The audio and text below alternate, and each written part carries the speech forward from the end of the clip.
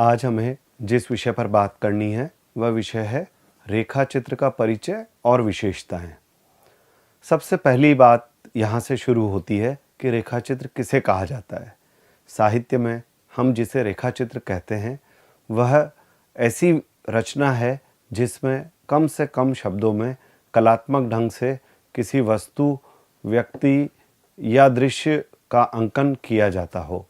इसमें साधन शब्द होते हैं, रेखाएं नहीं होती, इसीलिए इसे शब्द चित्र भी कहते हैं। कहीं कहीं जो इसका अंग्रेजी नाम है स्केच, उसे भी हिंदी में जस का तस व्यवहार में ले लिया जाता है। लेकिन हमें ध्यान देना चाहिए कि यह संस्मरण से भिन्न विधा है, क्योंकि संस्मरण में जहाँ स्मृतियाँ प्रधान होती हैं वहीं रेखा चित्र में व्यक्ति का चित्र अधिक महत्वपूर्ण होता है। अक्सर दोनों में इतना अधिक घालमेल हो जाता है कि लोग रेखा चित्रों को संस्मरण ही मान लेते हैं, लेकिन ऐसा नहीं होता कि रेखा चित्र और संस्मरण में कोई अंतर न हो। सवाल आता है कि रेखा चित्र की विशेषताएं क्या होती हैं।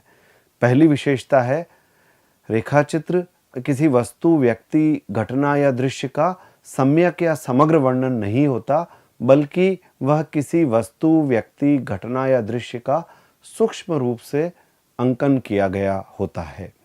दूसरी विशेषता है, किसी वस्तु या व्यक्ति की प्रमुख विशेषताओं को उभारना। यह रेखा चित्र का उद्देश्य होता है। इसे पढ़कर हम संबंधित व्यक्ति या संबंधित वस्तु के संबंध में एक अपनी ठीक सी राय बना सकते हैं। उदाहरण के लिए, यदि हमने महादेवी वर्मा का कोई रेखा चित्र किसी व्यक्ति पर लिखा हुआ पढ़ा है, तो उसे पढ़ने के बाद में हमारे मन में उस संबंधित व्यक्ति के प्रति एक इमेज, एक छवि का निर्माण हो जाता है। तीसरी जो बात रेखा चित्रों के संबंध में कही जा सकती है वह यह है कि रेखा चित्र में कभी कभी कहानी और निबंध के तत्वों का भी समावेश होता है। लेकिन जो बात कहानी और निबंध से रेखा चित्र को अलग करती है वह है तरलता। कहानी में आवश्यक नहीं कि हमेशा तरलता हो, और निबंध में भी ऐसा जरूरी नहीं। यह अलग बात है कि ललित निबंध भी होते हैं और सरल कहानियाँ भी होती है, लेकिन किसी कहानी में रेखा चित्र की प्रविधि का इस्तेमाल तो हो सकता है, लेकिन रेखा चित्र हमेशा कहानी हो ये कतई जरूरी नहीं है, ऐसा नहीं होता। चौथी बात है सूक्ष्म दृष्टि की जरूरत। यदि किसी रेखा चित्र में लेखक ने बारीक नज़र का, सूक्ष्म दृष्टि का परिचय नहीं दिया है, संबंधित व्यक्ति या वस्तु का वर्णन करते हुए, उसका चित्र खींचते हुए लेखक की बारीक नज़र हमें नहीं दिखाई देती, तो वह रेखा चित्र असफल माना जाएगा। जो अंतिम विशेषता रेखा चित्र के संबंध में हम खोज सकते हैं वह है रोचकता और चित्रात्मकता। रोचकता केवल रेखा चित्र की ही नहीं, समूचे साहित्य का सबसे बड़ा गुण है। यदि कोई लेखन रोचक ही नहीं है, कोई कहानी रोचक नहीं है, कोई कविता रोचक नहीं है, तो पाठक उसे पढ़ेगा ही क्यों। रोचकता कविता के संबंध में आप न भी लागू करें, गद्य के संबंध में एक अनिवार्य गुण होती है। रेखा चित्र में भी रोचकता की आवश्यकता होती है और चित्रात्मकता।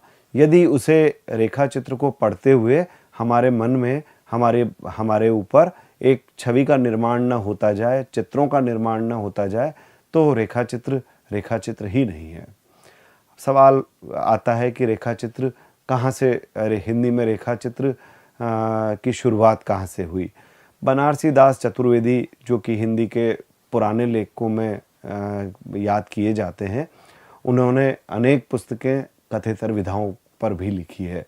उन्होंने रेखा चित्र लिखे हैं, संस्मरण लिखे हैं, उन्होंने पत्र लिखे हैं, उन्होंने डायरी लिखी है, उन्होंने अनेक विधाओं में लिखा है। तो बनारसी दास चतुर्वेदी ने रेखा चित्र के बारे में भी सैद्धांतिक विवेचन किया है। उन्होंने कहा है, जिस प्रकार एक अच्छा चित्र खींचने के लिए कैमरे का लेंस बढ़िया होना चाहिए और फिल्म भी काफ़ी कोमल या सेंसिटिव होनी चाहिए, उसी प्रकार साफ चित्रण के लिए रेखा चित्रकार में विश्लेषणात्मक बुद्धि तथा भावुकतापूर्ण हृदय दोनों का सामंजस्य होना चाहिए। वे आगे कहते हैं, पर दुख कातरता, संवेदनशीलता, विवेक और संतुलन, इन सब गुणों की आवश्यकता रेखा चित्र में होती है। निस्संदेह बनारसीदास चतुर्वेदी के अपने लेखन में भी हम इन विशेषताओं को खोज सकते हैं, देख सकते हैं। राष्ट्रीयता की भावना के साथ साथ वसुधैव कुटुंबकम की भावना को भी इनके रेखा चित्रों में साफ साफ देखा जा सकता है। भारतीय राष्ट्रीय आंदोलन में बनारसीदास चतुर्वेदी एक पत्रकार, एक लेखक के रूप में गांधी जी के सिपाही की तरह काम कर रहे थे। उनके रेखा चित्रों की पुस्तकें हमारे साथी और प्रकृति के प्रांगण नामक पुस्तकों के रूप में हमारे सामने उपलब्ध हैं। लेकिन रेखा चित्र को स्वतंत्र विधा के रूप में स्थापित करने का श्रेय पद्म सिंह शर्मा को जाता है। उनकी किताब पद्म पराग अपने समय की सबसे अधिक चर्चित किताबों में से एक मानी जाती है, जो कि मूलतः संस्मरणात्मक निबंधों और रेखा चित्रों का संकलन है। इन रेखा चित्रों में पद्म सिंह शर्मा ने अपने समकालीन महत्वपूर्ण लोगों को विषय बनाया है। उन्हीं के समय में पद्म सिंह शर्मा जी से प्रभावित होकर लिखने वाले दूसरे लोग थे श्री राम शर्मा और हरिशंकर शर्मा। इनके साथ साथ बनारसीदास चतुर्वेदी, जिनका उल्लेख हो ही चुका है, उन्होंने इस दौर में रेखा चित्र लिखने प्रारंभ कर दिए थे। यह छायावाद के आसपास का समय था। श्री राम शर्मा के रेखा चित्रों का पहला संग्रह बोलती प्रतिमा सन 1937 में प्रकाशित हुआ था। इस पुस्तक की खास विशेषता यह थी कि इसमें समाज के निम्न वर्ग के पात्रों का सजीव चित्रण हुआ है। हिंदी में विचारधारा की बहसों के लिए और साहित्य इतिहास के लिए और आलोचना में महत्वपूर्ण योगदान के लिए प्रकाश चंद्र गुप्त को याद किया जाता है। साहित्य अकादमी के लिए उन्होंने प्रेमचंद पर एक विनिबंध का लेखन भी किया था। जनवादी साहित्य की बहस को हिंदी में सबसे पहले प्रकाश चंद्र गुप्त ने ही शुरू किया था। प्रकाश चंद्र गुप्त को रेखाचित्र लेखक के रूप में भी याद किया जाता है। ऐसा माना जाता है कि इस विधा को स्थापित करने के लिए ही उन्होंने अपनी पुस्तक का नाम रेखाचित्र रखा था और उस रेखाचित्र नाम का उनका संकलन प्रकाशित हुआ था। इनके रेखाचित्रों की खास विशेषता यह है कि इन्होंने अपने विषयों को मनुष्य की परिधि से बाहर ले जाते हुए पेड़ पौधों तथा पशु पक्षियों तक को अपने रेखाचित्रों में स्थान दिया है। श्रीपत राय, जो कि प्रेमचंद के पुत्र थे और जिन्होंने कहानी जैसी पत्रिका का संपादन किया था, उन्होंने अपने संपादन में हंस का रेखाचित्र विशेषांक मार्च 1939 में प्रकाशित करवाया था। हंस के इस विशेषांक के साथ हिंदी में कथेतर विधाओं की तरफ पाठकों का ध्यान जाना शुरू हुआ था और रेखाचित्र संस्मरण जैसी विधाओं में अनेक रचनाएं लोगों ने लिखना शुरू कर दिया था। इन्हीं के आसपास 1946 में बनारसीदास चतुर्वेदी जी ने मधुकर नामक एक पत्रिका के रेखाचित्र विशेषांक का संपादन किया था। अब हम कुछ ऐसी पुस्तकों की चर्चा करते हैं, ऐसे किताबों की चर्चा करते हैं जो इस विधा में मील का पत्थर मानी जाती है, जिन्हें लोग याद करते हैं। रामवृक्ष बेनीपुरी, जो कि प्रेमचंद युग के महत्वपूर्ण कथाकार, निबंधकार और संस्मरणकार हैं, उनकी दो पुस्तकें बहुत चर्चित हुई हैं, माटी की मूर्तें और गेहूं और गुलाब। माटी की मूर्तें पुस्तक का प्रकाशन 1946 में हुआ था, गेहूं और गुलाब का प्रकाशन 1950 में। बेनीपुरी जी समाजवादी विचारों से प्रभावित ऐसे लेखक थे जो अपने समय के बड़े से बड़े राजनेता की आलोचना करने में, आलोचना लिखने में जिन्हें कोई डर या संकोच का अनुभव नहीं होता था। उनके रेखाचित्र संबंधितों के व्यक्तित्वों की अनेक परतों को खोलने वाले और उनके संबंध में सटीक चित्र प्रस्तुत करने वाले माने जाते हैं। बेनीपुरी जी के बाद जो नई कहानी और उसके बाद के परिदृश्य में जो एक बड़े लेखक थे जिन्होंने अनेक विधाओं में लिखा, कहानी, उपन्यास, संस्मरण, रेखाचित्र, कविता, नाटक, पत्र, डायरी, कोई ऐसी विधा नहीं जिसमें उपेंद्र नाथ अश्क ने न लिखा हो। अश्क जी की किताब, दो किताबें रेखाचित्र विधा की याद की जाती हैं, जिनमें पहली किताब थी रेखाएं और चित्र और दूसरी किताब थी ज़्यादा अपनी कम पराई। अश्क जी की विशेषता, अश्क जी को छेड़छाड़ करने वाला लेखक अश्क जी को खिलंदड़ेपन के लिए और अपने खास अंदाज के लिए हिंदी जगत में याद किया जाता है। अश्क जी की एक और विशेषता थी कि वे उर्दू साहित्य से भी उतने ही वाबस्ता थे जितने कि हिंदी साहित्य से। तो उनके यहाँ हिंदी और उर्दू दोनों भारतीय परंपराओं का समन्वय और दोनों भारतीय लेखन परंपराओं की खास बातों का चित्रण हमें देखने को मिलता है। मंटो मेरा दुश्मन जो कि उनका मशहूर संस्मरण है, वहाँ उस संस्मरण में भी मंटो के जो स्केच, जो रेखाचित्र अश्क जी ने खींचे हैं वे भुलाए नहीं जा सकते। अश्क जी के बाद कन्हैयालाल मिश्र प्रभाकर की अनेक पुस्तकें इस विधा में याद की जाती हैं। भूले हुए चेहरे, बाजे पायलिया के घुंघरू, जिंदगी मुस्काई, दीप जले शंख बजे, क्षण बोले कण मुस्काए, महके आंगन चहके द्वार और माटी हो गई सोना। कन्हैयालाल मिश्र प्रभाकर की ये तमाम पुस्तकें, इन पुस्तकों की विशेषता यह है कि इनमें निबंध, संस्मरण और रेखाचित्र तीनों की आवाजाही मिलती है। कथेतर विधाओं की खास बात ही यही है कि यहाँ विधाओं के बंधन टूटते हुए दिखाई देते हैं। अभी आगे हम बात करेंगे महादेवी वर्मा की, जिनकी पुस्तकों में कथेतर की आवाजाही के अनेक सुंदर उदाहरण देखने को मिलते हैं। लेकिन ये बात पहले ठीक से समझ लेना जरूरी है कि ऐसा क्यों होता है। क्या कोई कहानी शुद्ध कहानी नहीं होती? क्या कोई संस्मरण शुद्ध संस्मरण नहीं होता? क्या कोई रेखाचित्र शुद्ध रेखाचित्र नहीं हो सकता? तो इसका उत्तर होगा कि ऐसी शुद्धता की खोज करना न संस्कृति के लिए अच्छा है न साहित्य के लिए, क्योंकि यह दुनिया, यह संसार, हमारा जीवन न जाने किन किन अवयवों से मिलकर बनता है।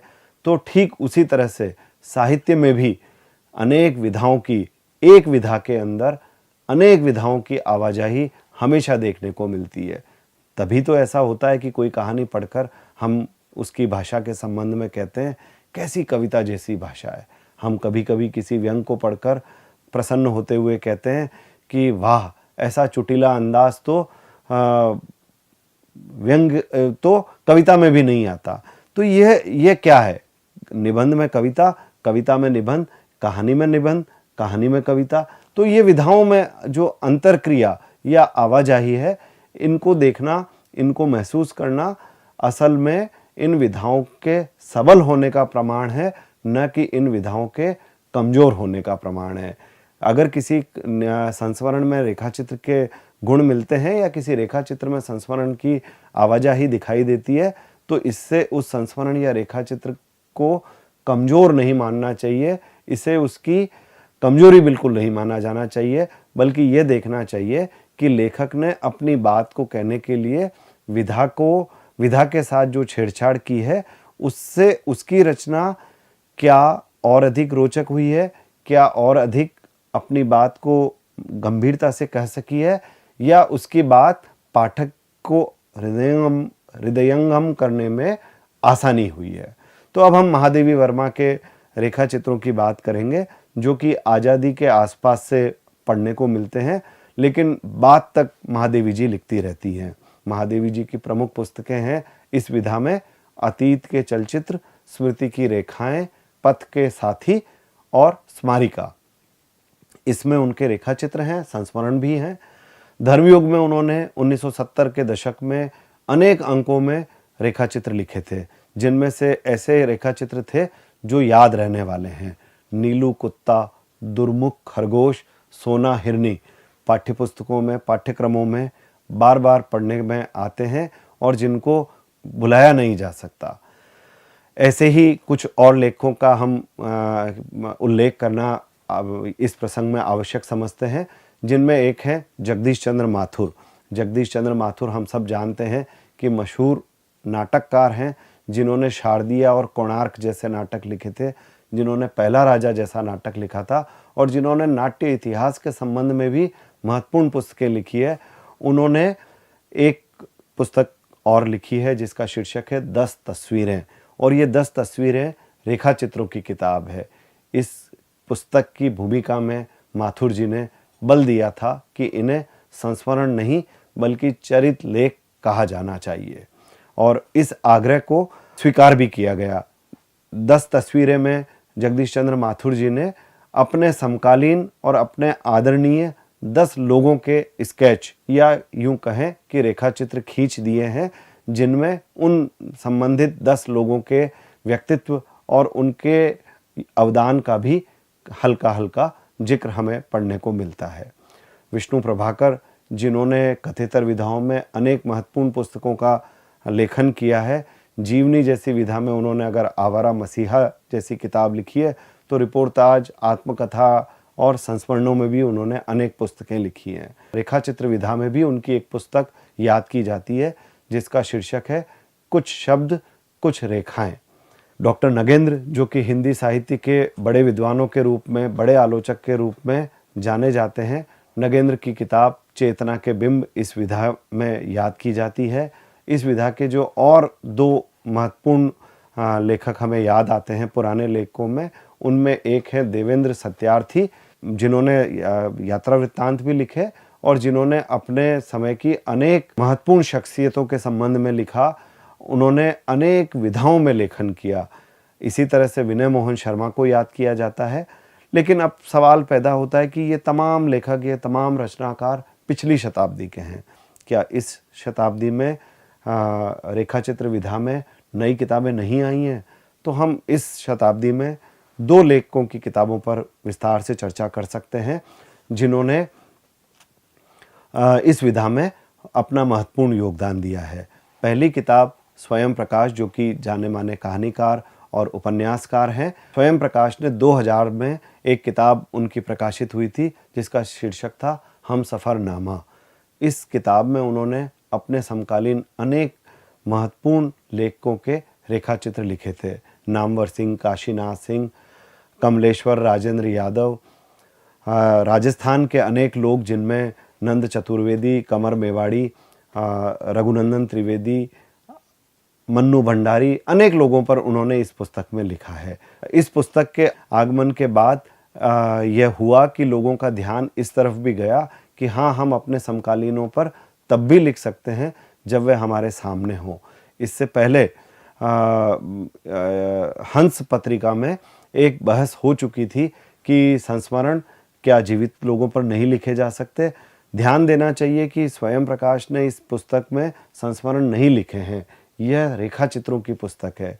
और जिन 2 रेखा चित्रों के लिए इस पुस्तक को विशेष रूप से याद किया जाता है, वे 2 रेखा चित्र अपने 2 महत्वपूर्ण समकालीन लोगों, जो कि एक कवि और एक नाटककार, कथाकार हैं, उन पर है।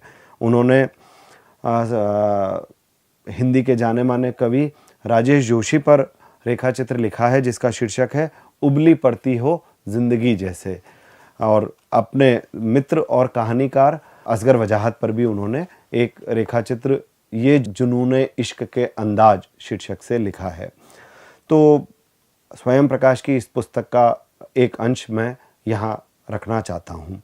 राजेश जोशी पर लिखते हुए स्वयं प्रकाश ने लिखा है, सवाल वो इस तरह से करते हैं कि आखिर क्या होता होगा, कैसे राजेश जोशी अपनी बढ़िया बढ़िया कविताएं, अपने बढ़िया बढ़िया कहानियाँ, अपने बढ़िया बढ़िया नाटक लिखते होंगे। लेखक का चित्र किस तरह से स्वयं प्रकाश खींचते हैं, जरा देखिए।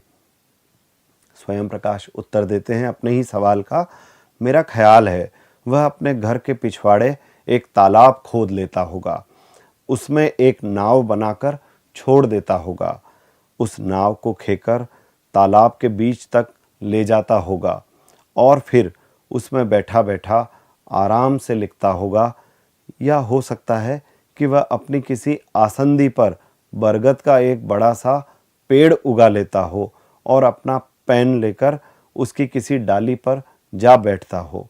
लेकिन ये भी हो सकता है कि उसके पास एक बड़ा सा गुब्बारा हो जिसे फुलाकर वह बालकनी से बांधकर आकाश में उठा देता हो, फिर दरी, तकिया और टॉर्च लेकर उसके ऊपर चढ़ जाता हो और बादलों के बीच टिमटिमाते तारों से घिरा टॉर्च जलाकर लिख लेता हो। हाल ही हंस में प्रकाशित उसकी एक कहानी से यह रहस्य खुला है कि उसके पास एक मंत्र है जिसकी मदद से वह जब चाहे परिंदों की तरह उड़ सकता है। उड़ सकता है तो कहीं भी जा सकता है, नरसिंहपुर भी जा सकता है। वैसे तो हम सब लिखने के लिए ऐसा ही कुछ न कुछ करते हैं, लेकिन जो उड़ सकता है वह तो कहीं भी जाकर कुछ भी लिख सकता है। ऐसे आदमी से फिर क्या ईर्ष्या करना। स्वयं प्रकाश के इन रेखा चित्रों की जो सबसे महत्वपूर्ण बात है वह है गर्मजोशी। स्वयं प्रकाश जिस गर्मजोशी के साथ अपने समकालीनों का वर्णन करते हैं, अपने समकालीनों के संबंध में लिखते हैं, वह सचमुच दुर्लभ चीज़ है।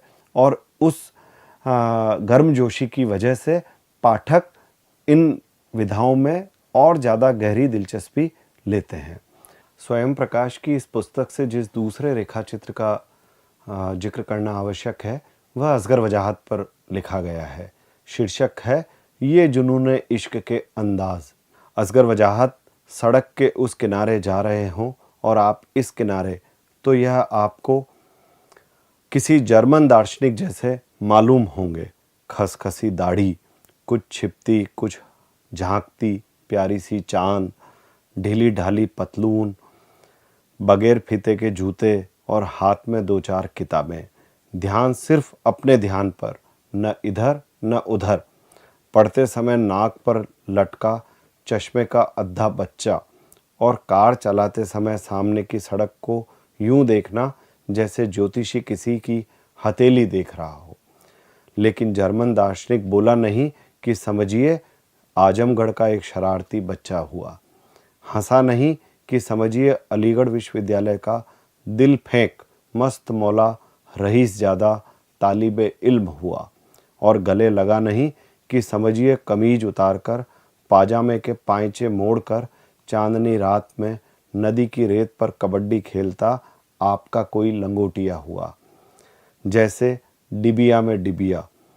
डॉक्टर असगर वजाहत की डिबिया खोलो तो भीतर से असगर वजाहत निकलते हैं, और उसकी फिर डिबिया खोलो तो एक और असगर वजाहत निकलते हैं। इस बेसाख्ता सीधे आदमी का तिलस्म गजब दिल फरेब है। और गो वह न जवान है न कमसिन, न वह कोई यूसुफ न मैं कोई जुलेखा। 20 बार जो कह चुका हूँ दोहराता हूँ कि अगर मैं लड़की होता तो आज भी उसी पर मर मिटता। असगर वजाहत के व्यक्तित्व में एक विंटेज किस्म की पारदर्शिता है। एक ऐसा आदमी जो झूठ बोल ही नहीं सकता, जो फरेब कैसे करते हैं जानता ही नहीं, जिसकी चमड़ी आईने की तरह पारदर्शी है। असल में स्वयं प्रकाश इस रेखा चित्र में केवल असगर वजाहत की आईने की तरह पारदर्शी चमड़ी की बात नहीं कर रहे हैं, बल्कि यह इस विधा की पारदर्शिता का भी सवाल है।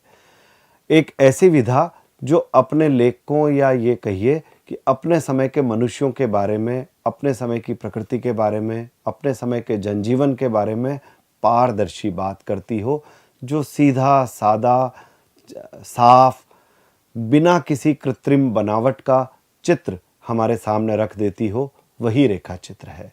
स्वयं प्रकाश की यह पुस्तक इसीलिए मकबूल हुई थी, इसीलिए चर्चित हुई, और बाद में हम जानते हैं कि 2008 के आसपास इसका नया संस्करण, जो कि परिवर्धित संस्करण भी था, आया। उस संस्करण तक आते आते पुस्तक में रेखा चित्रों की संख्या भी बढ़कर 21 हो गई थी। स्वयं प्रकाश की इस पुस्तक के बाद में 2011 में ममता कालिया की एक पुस्तक आई जिसका शीर्षक था कल परसों के बरसों। कल परसों के बरसों ममता कालिया के द्वारा लिखे गए रेखा चित्रों का सुंदर चयन है, सुंदर संकलन है। इस पुस्तक में ममता जी ने खास तौर पर इलाहाबाद में, जहाँ वे बरसों बरस रही, इलाहाबाद में रहने वाले अपने आसपास के उन साहित्यकारों, उन लेखकों, उन कवियों, उन कलमकारों के बारे में लिखा है जो उनके और उनके पति रविंद्र कालिया के संपर्क में आए। शैलेश मटियानी, अमरकांत, श्रीलाल शुक्ल, खुद रविंद्र कालिया, सब पर ममता जी ने बारीकी से कलम चलाई है। इसे पढ़ते हुए ममता जी के अपने निजी जीवन के भी अनेक चित्र हमारे सामने आ जाते हैं, चाहे वे अपने पढ़ाई के दिनों के कॉलेज हों या अपने पढ़ाने के दिनों के बम्बई और इलाहाबाद के कॉलेज। इन 2 पुस्तकों के साथ हम इस चर्चा को समाप्त कर सकते हैं, क्योंकि प्रयास और उदाहरण के लिए कुछ कुछ पुस्तकें आगे भी हमें मिलती हैं। अभी अभी गीताश्री ने कुछ रेखा चित्रों के को इकट्ठा कर 2 खंडों में प्रकाशित करवाया है, जो कि संपादित पुस्तक है उनकी, और जिसमें उन्होंने अपने समय की अनेक लेखक लेखिकाओं से रेखा चित्रों को लिखवाया है, संकलित किया है। कहना मैं यही चाहूँगा अंत में कि रेखा चित्र जैसी विधा, जो कि अपने समय और अपने समाज और अपने समय के लोगों के बारे में हमें एक ठीक से चित्र बनाकर उन्हें समझने, देखने, महसूस करने का अवसर देती है, इस ऐसी विधा में पुस्तकों का आना और पुस्तकों का लगातार लिखा जाना आवश्यक है। और हिंदी में महादेवी वर्मा, प्रकाश चंद्र गुप्त से लगाकर ममता कालिया स्वयं प्रकाश तक एक ठीक ठाक सी, एक बहुत अधिक समृद्ध तो नहीं, लेकिन एक ठीक ठाक संपन्न परंपरा हमें इस विधा में देखने को मिलती है, जिसे निश्चित रूप से आगे की पीढ़ी के लोग और समृद्ध करेंगे।